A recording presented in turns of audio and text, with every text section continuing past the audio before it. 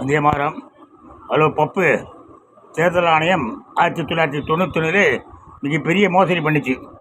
மிகப்பெரிய மோசடி. அதாவது உங்கள் பாட்டி இருக்காங்க இந்திரா காந்தி, 1969 இந்திய தேசிய காங்கிரஸை உடைச்சிட்டான். இந்திய தேசிய காங்கிரஸ் வேட்பாளரை தோக்கடித்து ஜனாதிபதி தேர்தலில் அந்த அம்மா ஒரு விபி கிரிங்கிற ஆளுக்கு போட்டு ஜெயிக்க வச்சுட்டாங்க. அந்த கட்சியை உங்கள் பாட்டியை அகில இந்திய காங்கிரஸ் கவுண்ட்லேருந்து விலக்கிட்டாங்க. வெளியே கெட் அவுட் அப்படின்ட்டாங்க. இப்போ டெல்லியில் ஜந்தர் மந்தர் ரோடு இருக்குது தெரியுமா? ஜந்தர் மந்தர் ரோடு, அதுதான் பழைய காங்கிரஸோடைய ஆஃபீஸு. அங்கே இப்போ ஜேடியு தான், ஜனதா தள் தான் வச்சுருக்காங்க. மோசடி அப்போ ஆரம்பிச்சது.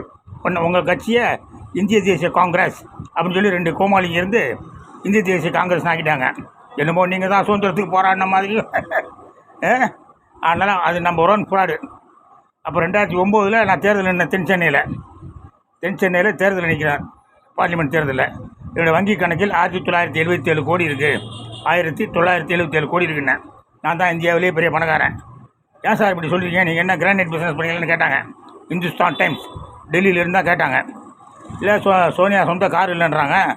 அவர் தயாநிதி மாறன் சொந்த வீடு இல்லைங்கிறாரு. அது உண்மைன்னா நான் சொல்கிறது உண்மை தான் அப்படின்னு போட்டேன்.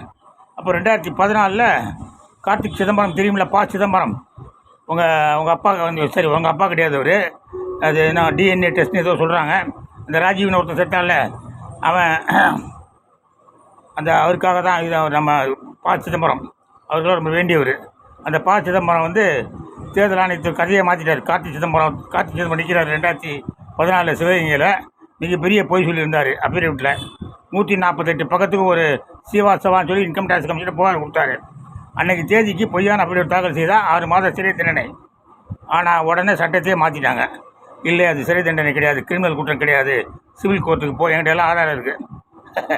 அதுக்கப்புறம் நடந்த தேர்தலாம் 1,76,000 கோடி அப்படின்னு நான் கலக்கிக்கிட்டு இருக்கேன். ஆதாரம் நிறைய இருக்குது. தேர்தல் ஆணையம் மோசடி தான் பண்ணோம். இப்போ எலக்ட்ரானிக் ஓட்டிங் மிஷினில் ப்ராட் தான் நடக்குது. ஒன்றும் பண்ண முடியாது. ஆதாரத்தை வச்சு கோர்ட்டுக்கு போனேன், சுப்ரீம் கோர்ட்டில் போய் இப்போ கவாயின்னு ஒருத்தர் உட்காந்துருக்காரு. ஒருவேளை உங்களுக்கு சாதகமாக தீர்ப்பு கொடுத்தாலும் கொடுப்பாரு. அதனால் உடனே கவாய் காலில் விழுது. அதானா சும்மா அந்த ஒத்த வரல காட்டுற வேலையை விடுங்க. ஜெய்ஹிந்த்.